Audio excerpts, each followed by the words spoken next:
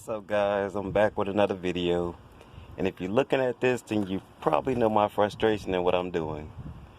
This is a starter that goes on a 2000 Mustang GT. Now these new edges, for some reason they decided to put 3 bolts on the starter. They got one on the side here, one that's on the bottom there. Let me move my big thumb out the way. I can lift it up. Alright. That one on the bottom. Those two are easy to get to. But then you got one on the top. That hole right there is the one I'm working on now. Now this video is not going to be showing how to replace the whole starter. It's just going to show you how to get to that top bolt.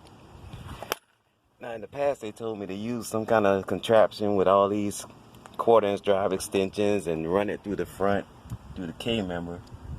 Well, that didn't work out well for me, so what I did was I took my mid-pipe to header pipe off from the exhaust manifold, and let's see if I can get a better picture. Right there, it connects. So I took that pipe all the way off, and I left the rest of the exhaust connected. So you just need that one little piece off if you got aftermarket exhaust, and if you don't live in the Rust Belt. Luckily for me, I live in South Carolina, so it doesn't get snow and salt on the road like that. But anyway, I went to Harbor Freights. I was like, can I get like a small extension that could fit in there? So I came up with this little contraption. Okay, the video cut off, but the tool looks like this right here. It's got like a handle on it that you can slide back and forth, give you extra grip. And it's a long, maybe about an 18-inch extension connected to a flexible head. And what you can do is you can flex this head to curve on top of that top bolt. And then the extension is going to give you enough leverage to break that bolt. And once you break it, just be patient and keep doing 1/4" turn at a time. And like I said, the way this K-member contours, it lets your ratchet slide, well, the breaker part of it slide back and forth. You can just slide through that little groove and be patient with it. And it don't hurt to spray a little bit of PV Blaster on that bolt too. But if you can look and see, the bolt is right here. And by moving that exhaust pipe, you go directly on top of that bolt. So I'm going to keep on going with it, and I'll come back once I get the start out.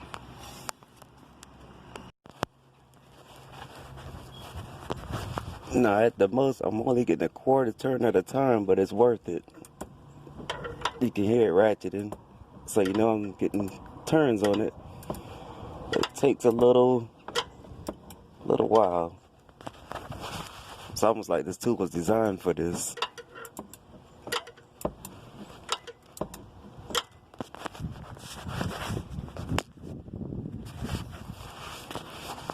Trying to get a good shot of it.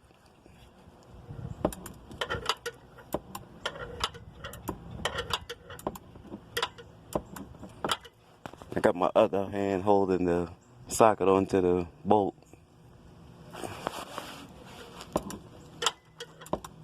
Just keep working at it.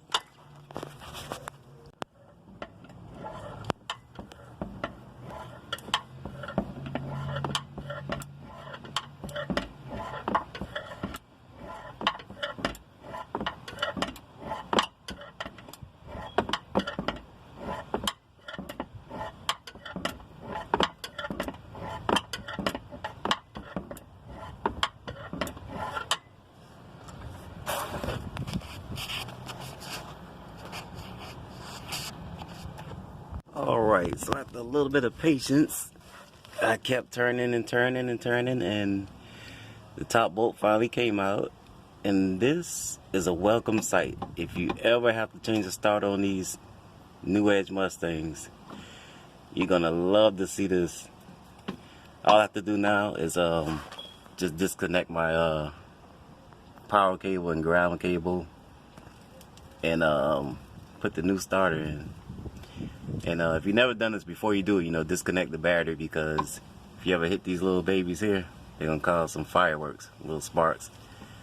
But other than that, you know, I'm just gonna slap the new one in there. And like I said, you know, I took the mid pipe to exhaust manifold. I took that down on that side there, and I just loosened it up from the header side on that side just to get it to fall evenly.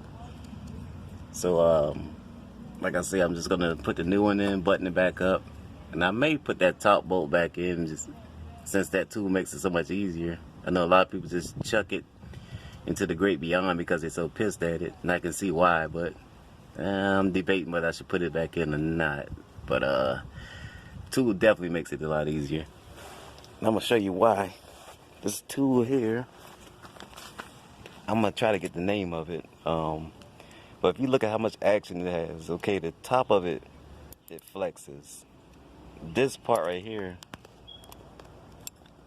this flexes.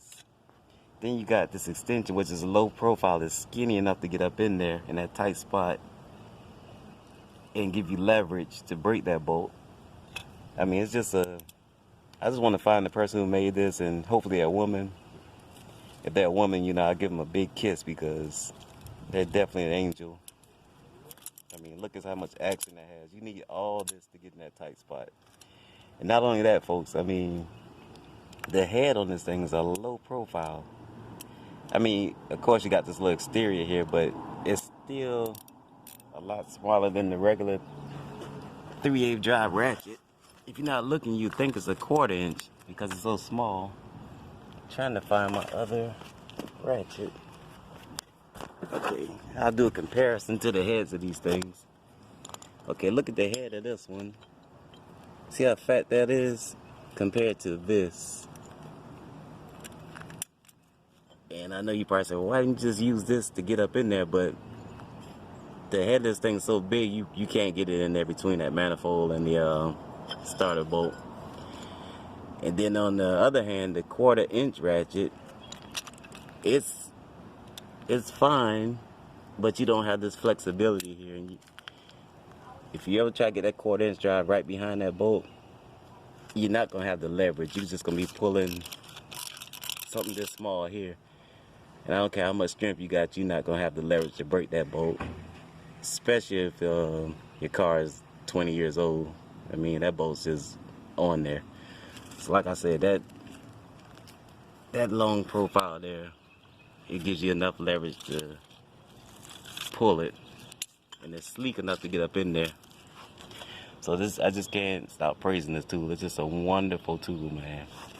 I'm gonna try my best to get the name of it. I mean, it made taking that bolt out a breeze. And I've been at it for about a week and a half. Not every day, because it started raining, but you know, I work at it some and get pissed and stop. But yeah, that'll get you, man, if you do it like that. Alright. Now I am using through the K-member under the motor mount method that other people talk about, just to get it started. Because either I'm gonna say this, or I'm just, you know, very anal about getting that bolt back in. But I'm gonna put that top bolt back in. Anyway, you're gonna come across this tie rod here through the K-member. I got a 1/4 inch with a couple of extensions. I'm gonna come around and show you where it's hooked up at. It goes through, and it's right there on that top bolt. I'm gonna try to get a couple of turns so you can see it in action, but I'm not sure if it's gonna pick up.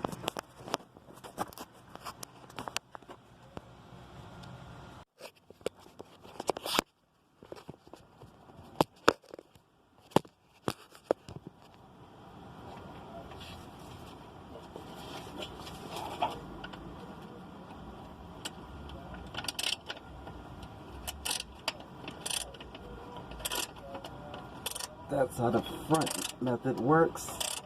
At least I can get it started. Then I'll finish torquing it down with that little tool that I got.